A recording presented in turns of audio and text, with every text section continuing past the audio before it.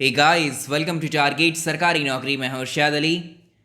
सामान्य विज्ञान यानी जनरल साइंस के 100+ इम्पॉर्टेंट क्वेश्चंस को इस वीडियो में हम डिस्कस करेंगे, जो कि यूपीपीएससी के द्वारा जो एग्ज़ाम्स कराए जाते हैं, जैसे खंड शिक्षा अधिकारी के लिए बेहद ख़ास हैं और साथ ही अपर पीसीएस लोअर पीसीएस के लिए भी बहुत इंपॉर्टेंट हैं। ये सारे क्वेश्चंस यूपीपीएससी के पेपर्स में जो प्रीवियस ईयर में हुए हैं उनमें बार बार रिपीट हुए हैं। आइए शुरुआत करते हैं। वीडियो को कीजिए लाइक। आप विज्ञान के साथ हम स्टैटिक जीके के क्वेश्चंस भी इस वीडियो में डिस्कस करते चलेंगे आपको, जो कि बार बार पूछे जाते रहते हैं। पहला सवाल देखिए, निम्नलिखित में से कौन सा यौगिक संगमरमर का एक प्रमुख घटक है? आपको बताना है जो मार्बल होता है, मार्बल का मेजर कंपोनेंट क्या होता है? कैल्शियम कार्बोनेट जो होता है, कैल्शियम कार्बोनेट ये मार्बल यानी संगमरमर का मेन कंपोनेंट होता है। और कैल्शियम कार्बोनेट का आपसे रासायनिक सूत्र या केमिकल फार्मूला भी पूछ लेता है। तो CaCO3 कैल्शियम कार्बोनेट का रासायनिक सूत्र है। यह ऑप्शन में आपको केमिकल फॉर्मूले की फॉर्म में भी दे सकता था। तो CaCO3 जो है ये संगमरमर का एक क्या है, मेजर कंपोनेंट। नेक्स्ट क्वेश्चन देखें। सवाल नंबर सेकंड है, निम्नलिखित में से किस आवृत्ति की ध्वनि मनुष्य द्वारा श्रव्य होगी? कहने का मतलब ये है कि हमारे कान या मनुष्य के कान हम जो है कितनी कितनी आवृत्ति यानी कितनी फ्रीक्वेंसी की साउंड को इजीली सुन सकते हैं, क्वेश्चन है ये। तो ये रेंज आप याद रखिएगा। इन जो ऑप्शंस हैं इनको अलग तरह से भी डिज़ाइन करता है इस तरह के क्वेश्चन में। ये रेंज आपको याद रखनी है, इस फ्रीक्वेंसी की रेंज है ये। तो 20 हर्ट्ज से लेकर के 20 किलो हर्ट्ज तक, इसके बीच में जितनी भी फ्रीक्वेंसी साउंड की जितनी भी फ्रीक्वेंसी इस रेंज में लाई करेगी, इसको हमारे कान इजीली सुन सकते हैं। या ऑप्शन में आपको ऐसे भी दे सकता है, 20 हर्ट्ज से लेकर के 20,000 हर्ट्ज तक की फ्रीक्वेंसी को हमारे कान इजीली सुन सकते हैं। यहाँ पर किलो हर्ट्ज को हमने हर्ट्ज में कन्वर्ट कर दिया है। तो ऑप्शन में दोनों रेंज भी आ सकती हैं, दोनों एक ही बात है। इसके अलावा इसके बाहर जो भी रेंज होगी, 20,000 हर्ट्ज से ऊपर की फ्रीक्वेंसी जिस साउंड की होगी और 20 हर्ट्ज से नीचे जिस साउंड की फ्रीक्वेंसी होगी, उनको हमारे कान नहीं सुन पाएंगे। सिर्फ हमारे कान इसके बीच में जो भी फ्रीक्वेंसी होगी उसको ही सुन सकते हैं। ऑप्शन में देखिए, अब 5 हर्ट्ज 50,000 हर्ट्ज और 1,00,000 हर्ट्ज, ये तीनों फ्रीक्वेंसी रेंज जो है हमारी ऑडिबल साउंड, जो श्रव्य हमारी जो ऑडिबल रेंज है मनुष्य के कान की, उसके बाहर हैं। तो इन तीनों साउंड को नहीं सुन सकती है। लेकिन 100 हर्ट्ज देखें, 100 हर्ट्ज क्या है, इस फ्रीक्वेंसी रेंज के बीच में या इस फ्रीक्वेंसी रेंज में लाई करता है 100 हर्ट्ज। तो 100 हर्ट्ज को हमारे कान सुन सकते हैं। 20 हर्ट्ज, 21 हर्ट्ज, 22 हर्ट्ज यानी 20,000 हर्ट्ज तक जितनी भी फ्रीक्वेंसी रेंज है, इसको हमारे कान आराम से सुन सकते हैं। एक और सवाल आता है, इस क्वेश्चन का आंसर तो हो जाएगा 100 हर्ट्ज। एक और सवाल आता है कि किस माध्यम में ध्वनि की चाल यानी साउंड की जो वेलोसिटी सबसे ज़्यादा होती है? तो सॉलिड में साउंड की जो वेलोसिटी है वो सबसे ज़्यादा होती है। अगला सवाल देखिए। क्वेश्चन नंबर नेक्स्ट रहेगा, फ़ारेनहाइट स्केल में पानी का क्वथनांक कितना होता है? बॉइलिंग पॉइंट आपको बताना है वाटर का, लेकिन फ़ारेनहाइट स्केल पर आपने, जब हम टेम्परेचर टॉपिक डिस्कस कर रहे थे पर्यावरण के कोर्स में, हमने आपको 3 तरह के स्केल बताए थे जिस पर टेम्परेचर का मेजरमेंट किया जाता है। आप जानते हैं पहला स्केल कौन सा था? इसको बोलते हैं सेल्सियस स्केल। दूसरा है फ़ारेनहाइट स्केल और तीसरा होता है केल्विन स्केल। अगर आपसे पूछे ये तीनों स्केल जो है किससे संबंधित है? ये टेम्परेचर से संबंधित होते हैं, टेम्परेचर। अब यहाँ पर बॉइलिंग पॉइंट, दो चीज़ होती हैं, एक होता है बॉइलिंग पॉइंट, एक होता है फ्रीजिंग पॉइंट। बॉइलिंग पॉइंट को अगर आप कहें, इसको बोलते हैं क्वथनांक, बॉइलिंग पॉइंट को बोलते हैं क्वथनांक और इसको बोलते हैं हिमांक। देखिए, बॉइलिंग पॉइंट हम किसको बोलते हैं? बॉइलिंग पॉइंट उस टेम्परेचर के, उस तापमान के उस रेंज को बोलते हैं या उस पॉइंट को बोलते हैं तापमान के, जहाँ से पानी उबलना शुरू कर देता है या भाप बनना शुरू कर देता है। ये होता है इसका क्वथनांक या बॉइलिंग पॉइंट। फ्रीजिंग पॉइंट वो पॉइंट होता है पानी के टेम्परेचर का जिस पर पानी जो है बर्फ़ बनना शुरू हो जाता है, ठीक है, यानी बर्फ़ बन जाता है। तो ये हिमांक। आप जानते हैं सेल्सियस स्केल पर जब आप देखते हैं इसको, सेल्सियस पैमाने पर पानी 0 डिग्री पर बर्फ़ बन जाता है, यानी ये इसका क्या है, ये इसका फ्रीजिंग पॉइंट है। और अगर आप बात करें 100 डिग्री सेल्सियस की, तो ये इसका ये इसका जो है बॉइलिंग पॉइंट, यानी 100 डिग्री सेल्सियस पर पानी उबलने लगता है, भाप बनना शुरू हो जाता है, और इस पर 0 डिग्री पर जो है बर्फ़ बन जाता है पानी। फ़ारेनहाइट स्केल पर अगर हम बात करें, यही चीज़ें फ़ारेनहाइट स्केल पर कितनी होंगी, तो फ़ारेनहाइट स्केल पर जो हमारा जल का जो फ्रीजिंग पॉइंट है, जो हिमांक है, फ्रीजिंग पॉइंट होता है 32 डिग्री फ़ारेनहाइट और 212 डिग्री फ़ारेनहाइट। ये इसका क्या हो गया, ये इसका फ्रीजिंग पॉइंट है और ये इसका बॉइलिंग पॉइंट है। दोनों याद रखेंगे, ये फ्रीजिंग पॉइंट है और ये इसका बॉइलिंग पॉइंट है। आपसे यही पूछ सकता है कि 0 डिग्री सेल्सियस फ़ारेनहाइट स्केल पर कितने के बराबर होता है, कितने फ़ारेनहाइट स्केल पर जो है कितने के बराबर होता है, 32 डिग्री फ़ारेनहाइट के बराबर होता है। ये भी आप यहाँ से कह सकते हैं। और 100 डिग्री सेल्सियस जो है ये फ़ारेनहाइट स्केल पर कितना होता है, 212 डिग्री फ़ारेनहाइट। बहुत डिटेल में हमने टेम्परेचर को आपको डिस्कस कराया था, इनका कन्वर्जन कैसे करते हैं ये भी दिखाया था। केल्विन पैमाने पर ये होता है दोनों के लिए 273 केल्विन। आइए अगले सवाल की तरफ चलेंगे। अब यहाँ से इस क्वेश्चन का आंसर आप आसानी से निकाल सकते हैं। यहाँ पर क्या पूछा गया, फ़ारेनहाइट स्केल पर पानी का क्वथनांक, पानी का क्वथनांक यानी boiling point of water, Fahrenheit scale ये रहा। बॉइलिंग पॉइंट देख लीजिए कौन सा था, 212। इसका आंसर आप करेंगे सी ऑप्शन करेक्ट है। अगला सवाल देखिए, सवाल नंबर नेक्स्ट है, हमारे पेट में स्थित पाचक रस जो होता है, डाइजेस्टिव जूस जो होता है, इसमें मुख्य रूप से कौन सा कंपोनेंट या कौन सा केमिकल होता है। देखिए, जो हमारे पेट में स्थित पाचक रस जो होगा, इसमें मेनली होता है हाइड्रोक्लोरिक एसिड। हाइड्रोक्लोरिक एसिड यानी कि HCl होता है, याद रखिएगा HCl होता है। अगला सवाल, क्वेश्चन नंबर नेक्स्ट देखिए, परमाणु बॉम्ब जो होते हैं, जो एटॉमिक बॉम्ब या न्यूक्लियर बॉम्ब जो होते हैं, इनको बनाने के लिए सामान्यतः किस तत्व का उपयोग किया जाता है। देखिए, एटॉमिक बॉम्ब बनाने के लिए एक तो यूरेनियम 235 और जो प्लूटोनियम है, प्लूटोनियम 239, इनका प्रयोग किया जाता है। इसका ऑप्शन हो जाएगा सी, यूरेनियम 235 जो है इसमें इस्तेमाल किया जाता है परमाणु बम बनाने के लिए। और अगर आपसे पूछे कि परमाणु बम जो है ये किस सिद्धांत पर कार्य करता है, तो ये होता है न्यूक्लियर फिशन पर आधारित होता है, नाभिकीय विखंडन पर आधारित होता है। ये भी याद रखेंगे, अलग से सेपरेट में ये क्वेश्चन पूछा जाता है कि परमाणु बम नाभिकीय विखंडन की प्रक्रिया पर वर्क करते हैं। तो इसका आंसर हो जाएगा ऑप्शन सी, यूरेनियम। अगले सवाल की तरफ चलते हैं अपने। चलिए बात करते हैं अगले सवाल की। देखिए, 18 कैरेट सोने में तांबा या चांदी जैसी अन्य धातु का प्रतिशत कितना होता है। 18 कैरेट सोने में 18 कैरेट के गोल्ड में तांबा या चांदी जैसी धातुओं का कितना प्रतिशत होता है। यानी जो गोल्ड आप देखते हैं वो गोल्ड होता है किसका, मिक्सचर होता है वो 1 से 2 धातुओं का। अब बात करते हैं, हमें देखिए जो शुद्ध सोना होता है, 100% जो प्योर सोना होता है वो होता है कितने कैरेट का, 24 कैरेट का होता है 100%। जो प्योर गोल्ड होता है बहुत मुलायम होता है, सॉफ्ट होता है। लेकिन जो आभूषण या ऑर्नामेंट्स आप देखते हैं उसमें कुछ और धातु ऐड की जाती हैं, जिसे तांबा या चांदी उसमें मिक्स किया जाता है सोने में, तब जाके वो आभूषण तैयार किए जाते हैं। तो यहाँ पर 18 कैरेट की बात की गई है। अगर आप करें यहाँ पर 100% को आप यहीं रखेंगे, आप क्या करेंगे, इस 24 को हम यहाँ से उठा करके इस साइड ले आएंगे तो ये डिवाइड में आ जाएगा। तो यहाँ पर क्या बचेगा, 1 कैरेट बचेगा इस साइड में।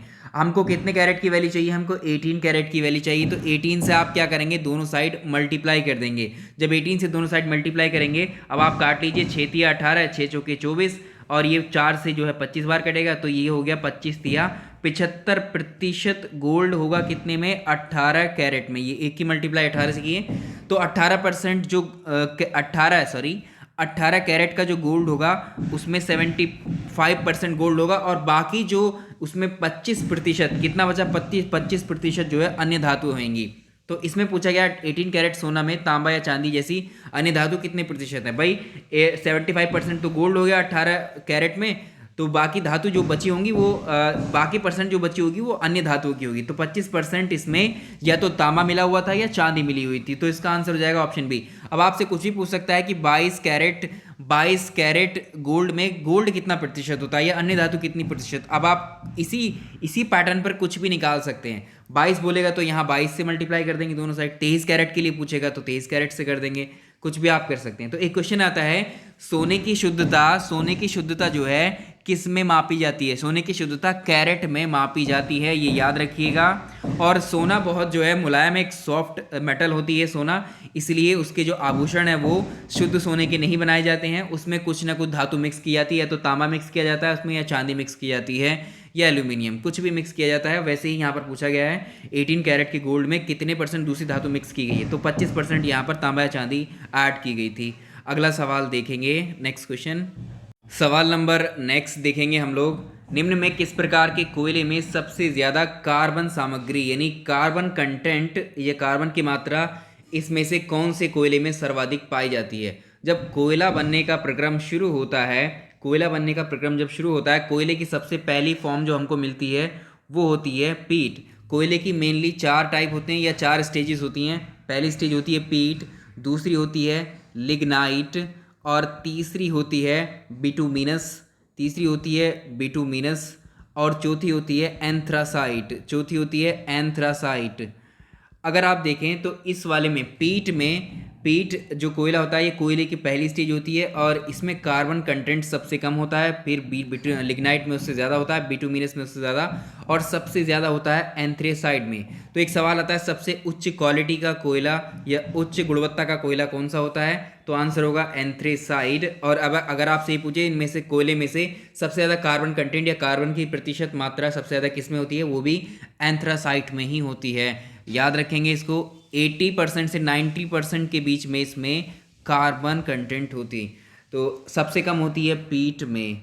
और निम्न क्वालिटी का कोल कौन सा हो जाएगा? पीट हो जाएगा। पहली स्टेज कोयले की कौन सी होगी? पीट। तो इसको आप याद रख सकते हैं, इसका आंसर तो हो जाएगा टी। अगला सवाल देखें, सवाल नंबर नेक्स्ट देखिए, जब बेकिंग पाउडर में पानी मिलाया जाता है तो कौन सी गैस रिलीज होती है?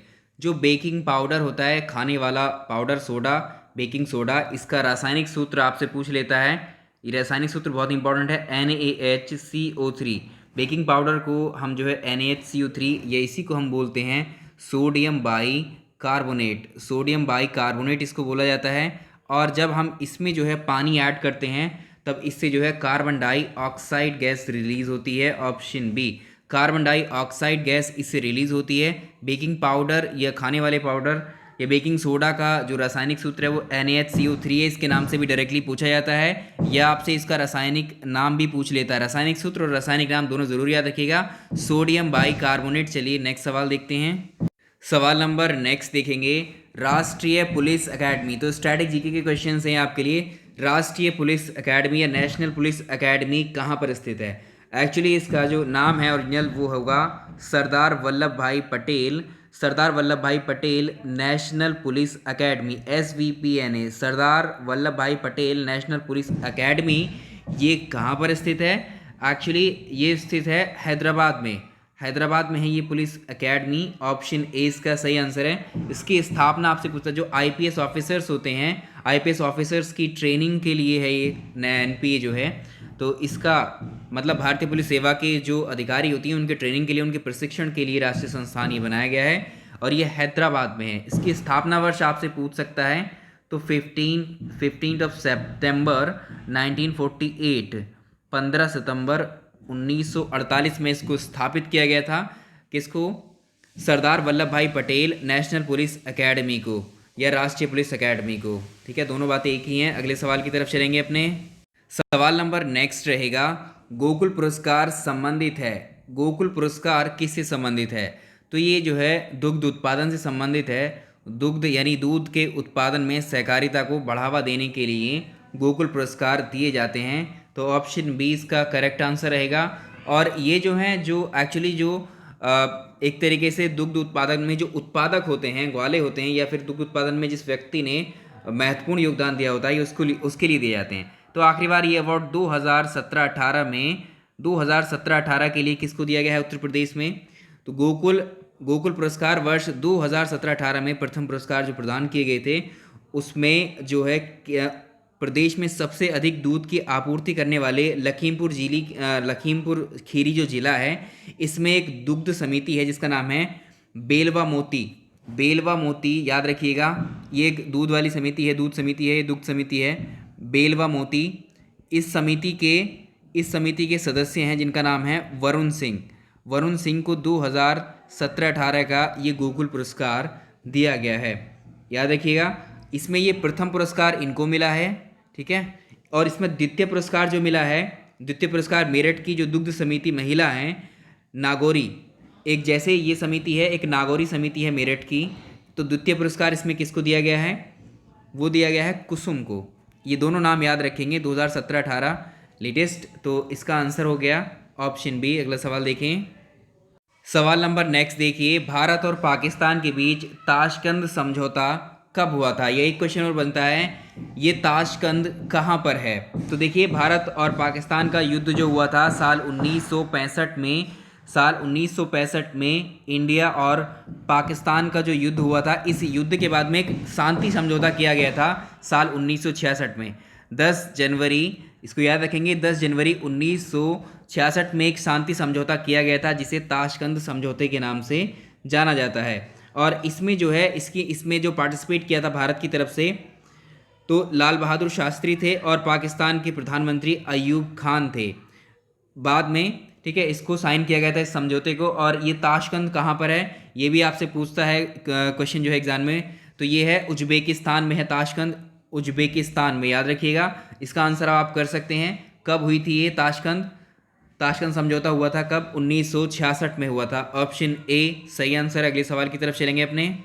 सवाल नंबर नेक्स्ट देखेंगे, गरीबी हटाओ का नारा किस पंचवर्षीय योजना में दिया गया था। गरीबी हटाओ का नारा किस पंचवर्षीय योजना में दिया गया था।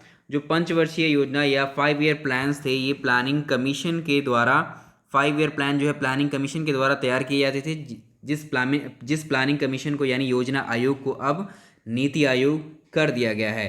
आपसे क्वेश्चन ये पूछेगा इसमें कुल कितनी पंचवर्षीय योजनाएं हुई हैं। तो कुल मिलाकर के 12 पंचवर्षीय योजनाएं हुई हैं। और हर पंचवर्षीय योजना यानी हर 5 साल के लिए एक टारगेट होता था कि अब इस सेक्टर पर फोकस किया जाएगा। अगर एक सवाल आपसे पूछा जाए कि भारत की पंचवर्षीय योजनाओं को अंतिम मंजूरी कौन प्रदान करता था, तो योजना आयोग के बाद में ये था कौन, नेशनल डेवलपमेंट काउंसिल, NDC। याद रखिएगा, NDC जो है नेशनल डेवलपमेंट काउंसिल भारत की पंचवर्षीय योजनाओं को अंतिम मंजूरी प्रदान किया करता था। लेकिन तैयार कौन किया करता था इन पंचवर्षीय योजनाओं को, प्लानिंग कमीशन तैयार किया करता था। एक सवाल आता है, भारत की प्रथम पंचवर्षीय योजना कब शुरू की गई थी। पहली पंचवर्षीय योजना साल 1951 में शुरू की गई थी, ये सवाल ही पूछ लेता है। और भारत की जो प्रथम पंचवर्षीय योजना थी वो किस मॉडल पे आधारित थी, ये क्वेश्चन भी बनता है आपसे। ये थी हैरोड डोमर मॉडल पर ये आधारित थी। एक और क्वेश्चन बनता है इसमें, ये भी याद रखेंगे आप, भारत की प्रथम पंचवर्षीय योजना का प्रमुख लक्ष्य क्या रखा गया था। तो इसमें जो है एग्रीकल्चर पर या कृषि उत्पादन पर ज़्यादा फोकस किया गया था, तो इसका आंसर एक ये रहेगा। अब हमारा जो क्वेश्चन है वो ये है, किस पंचवर्षीय योजना के दौरान भारत में इन पंचवर्षीय योजना के दौरान गरीबी हटाओ का नारा दिया गया था। तो ये थी हमारी 5वीं पंचवर्षीय योजना। Option A, 5th 5 year plan में ये सब कहा गया था।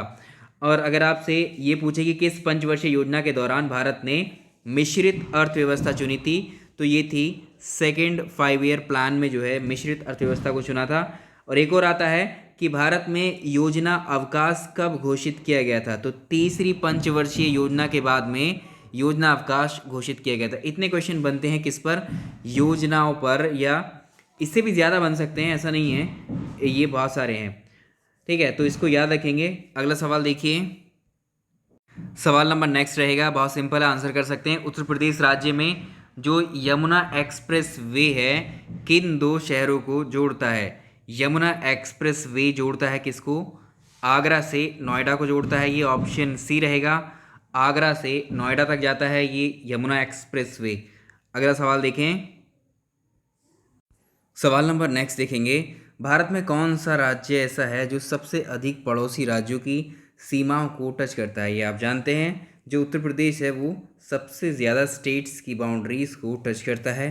क्वेश्चन नंबर नेक्स्ट देखिए, भारत में पंचायती राज स्थापित करने वाले प्रथम 2 राज्य कौन कौन से थे। तो पंचायती राज स्थापना को शुरू करने वाले जो 2 राज्य थे, शुरुआत की थी किसने, राजस्थान ने स्टार्ट किया था उसको। पहला राज्य राजस्थान था और दूसरा था आंध्र प्रदेश। दोनों याद रखेंगे। फर्स्ट तो बहुत पूछा जाता है एग्जाम में, कॉमन है। सेकंड को भी इसके साथ में एडिशनली पूछ लेता है। और राजस्थान में भी कब शुरू किया गया था? 2 अक्टूबर गांधी जयंती के दिन, 2 अक्टूबर साल 1959 में। वर्ष इज़ मोर इम्पॉर्टेंट, ठीक है। तो राजस्थान का जो नागौर ज़िला है, राजस्थान के नागौर ज़िले से शुरुआत की गई थी पहली बार भारत में पंचायती राज की, ये याद रखेंगे। उसके बाद राजस्थान के बाद में आंध्र प्रदेश ने अपने राज्य में लागू किया था।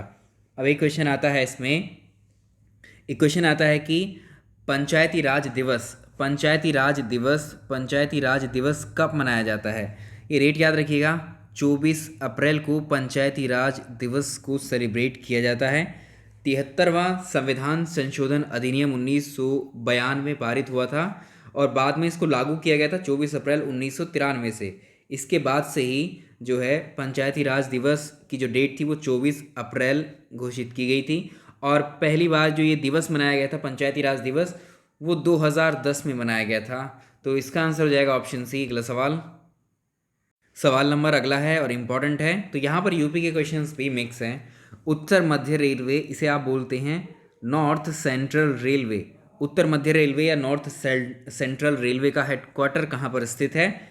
याद रखिएगा, ये प्रयागराज में है, ऑप्शन बी, ठीक है। प्रयागराज में स्थित है क्या? उत्तर मध्य का उत्तर मध्य रेलवे का हेडक्वार्टर। नेक्स्ट देखेंगे सवाल नंबर अगला, देखिए NREGP का पूर्ण रूप क्या है? NREGP का पूर्ण रूप क्या है? इसको बोलते हैं हम राष्ट्रीय ग्रामीण रोजगार गारंटी कार्यक्रम। राष्ट्रीय ग्रामीण रोजगार गारंटी कार्यक्रम, याद रखिएगा रोजगार से है, national rural employment guarantee programme की बात कर रहे हैं हम। ये जो शुरू हुआ था, इसको 7 सितंबर 2005 में जो है ये अधिनियम आया था, ये एक्ट आया था, जिसको हम कहते हैं मनरेगा के नाम से भी आप जानते हैं इसको। बाद में इसका नामकरण किया गया था। शुरू में इसका नाम जो है राष्ट्रीय गारंटी, शुरू में इसका नाम जो था वो राष्ट्रीय ग्रामीण रोजगार गारंटी अधिनियम या प्रोग्राम के नाम से ये आया था। इसको 2 अक्टूबर 2009 में इसका नामकरण करके जो है बाद में मनरेगा कर दिया गया था, यानी महात्मा गांधी राष्ट्रीय ग्रामीण रोजगार गारंटी अधिनियम। इस पूरे के आगे जो है एम यानी महात्मा गांधी के लिए एम लगा दिया गया और ये उसका नाम इस तरह से किया गया था। अगले सवाल की तरफ चलते हैं। अब इसमें होता क्या है, इसमें ये भी याद रखिएगा, इसमें इस योजना के अंतर्गत जो भी वित्तीय वर्ष होगा, फाइनेंशियल ईयर में, कोई ग्रामीण परिवार जो होगा, ग्रामीण परिवार के जो वयस्क सदस्य होंगे, उनको जो है मिनिमम 100 दिन के रोजगार, एक साल में जो है 365 दिन में से 100 दिन का रोजगार उपलब्ध कराती है ये योजना गरीब परिवारों को, जिसमें प्रतिदिन जो है 220 रुपये क्या मिलता है? मजदूरी मिलती है उस दिन की, ठीक है। चलिए नेक्स्ट सवाल की तरफ चलते हैं। सवाल नंबर अगला रहेगा, उत्तर प्रदेश में एक वर्ष में न्यूनतम कितनी ग्राम सभा की बैठक या मीटिंग्स होनी चाहिए? उत्तर प्रदेश में एक वर्ष में न्यूनतम 2 बार जो है ग्राम सभा की बैठकें होनी चाहिए। ये हो गया न्यूनतम यानी कम से कम, ऑप्शन डी। अगला सवाल देखिए। सवाल नंबर अगला रहेगा, मध्याह्न भोजन कार्यक्रम, जिसे आप मिड डे मील प्रोग्राम बोलते हैं या MDM के नाम से भी जानते हैं, ये विद्यालय स्तर पर बच्चों के न्यून भार की प्रतिशतता का आकलन कितनी आवृत्ति पर किया जाता है इसके अंतर्गत? देखिए MDM क्या है या मिड डे मील प्रोग्राम क्या होता है? ये मिड डे मील प्रोग्राम जो आया था, इसकी डेट याद रखिएगा, इम्पॉर्टेंट है ये, 15 अगस्त 1995 में ये योजना शुरू की गई थी पूरे देश में। तो ये केंद्र के द्वारा प्रायोजित एक कार्यक्रम है। इस योजना के तहत जो है न्यूनतम 200 दिनों तक जो निम्न प्राथमिक स्तर के स्कूल हैं, प्राथमिक स्तर तक जो हैं, डेली बच्चों को इसमें 300 कैलोरी जो है ऊर्जा, ठीक है, और जो है 300 कैलोरी ऊर्जा यानी एनर्जी, और इसमें 8 से 12 ग्राम जो है प्रोटीन रखा गया था भोजन में। तो मध्याह्न भोजन का मतलब है ये स्कूल में मिड डे मील जो है एक बहुउद्देशीय कार्यक्रम है, ठीक है। इसमें जो है जो प्राथमिक शिक्षा है, प्राथमिक शिक्षा में जो बच्चे आप देखते हैं जो सरकारी स्कूल होते हैं उसमें उनकी अब्सेंस होती है, ज़्यादा अनुपस्थित रहते हैं, ड्रॉप आउट करते हैं स्कूल को, और जब बच्चे आते हैं तो उसमें जो है पोषण की भी कमी मिलती है। तो इन सब शिक्षा को और पोषण को दोनों को ध्यान में रखते हुए जो बच्चे हैं उनके लिए जो है प्राथमिक शिक्षा के लिए या प्राथमिक स्कूलों में प्राथमिक स्कूलों के लिए यहाँ पर क्या किया गया था, मिड डे मील का प्रोग्राम लाई थी सरकार। तो इसमें प्रतिदिन जो है 300 कैलोरी ऊर्जा और 8 से 12 ग्राम प्रोटीन का लक्ष्य रखा गया था, ये याद रखिएगा आप। और इसका जो है विद्यालय के स्तर पर बच्चों को जो न्यून भार की प्रतिशतता का आकलन जो है वो अर्धवार्षिक यानी 6 माह पर किया जाता था। तो इसमें ऑप्शन ए इसका सही आंसर रहेगा। अगला सवाल देखिए, इसी से संबंधित एक करंट अफेयर, एक फैक्ट और पूछ सकता है आपसे। एक रिपोर्ट आई है the state of the children, इस रिपोर्ट का नाम आप यहाँ याद रखिएगा, the state of the world's children. 2019 की ये रिपोर्ट है, 2019 की रिपोर्ट है। इस रिपोर्ट में कहा गया है कि विश्व में, वर्ल्ड में जो 5 वर्ष तक के बच्चे होते हैं, जिनकी एज 5 वर्ष तक की होती है, उसमें से प्रत्येक 3 बच्चों में से, इसमें से प्रत्येक 3 बच्चों में से एक जो है कुपोषण का शिकार होता है, या फिर उसको अल्प वजन यानी जितना वजन उसका उस एज में होना चाहिए उससे कम वजन की समस्या से ग्रसित है। याद रखिएगा। नेक्स्ट सवाल देखेंगे, क्वेश्चन नंबर नेक्स्ट देखेंगे। जो मनरेगा है या जो नरेगा है, इसके अंतर्गत सामग्री संगठक के मामले में केंद्र और राज्य सरकारों द्वारा किए गए निधिकरण का अनुपात कितना है इसमें। तो इसमें सेंटर का और इसका शेयर बताना है जो सामग्री संगठक के मामले में है। तो 75% of the cost of the material and wages for skilled and semi skilled worker, इसमें केंद्र और राज्य सरकारों की जो संगठक हैं उसमें 75 तो सेंटर के हिस्से में है और 25% जो है स्टेट के हिस्से में है। याद रखिएगा। अगला सवाल, क्वेश्चन नंबर नेक्स्ट देखिए, भारतीय खाद्य निगम यानी फूड कॉरपोरेशन ऑफ इंडिया, इसको कहते हैं FCI, food corporation of India या एफसीआई की स्थापना कब की गई थी। साल 1965 में स्थापित किया गया था किसको, एफसीआई को या फूड कॉरपोरेशन ऑफ इंडिया को।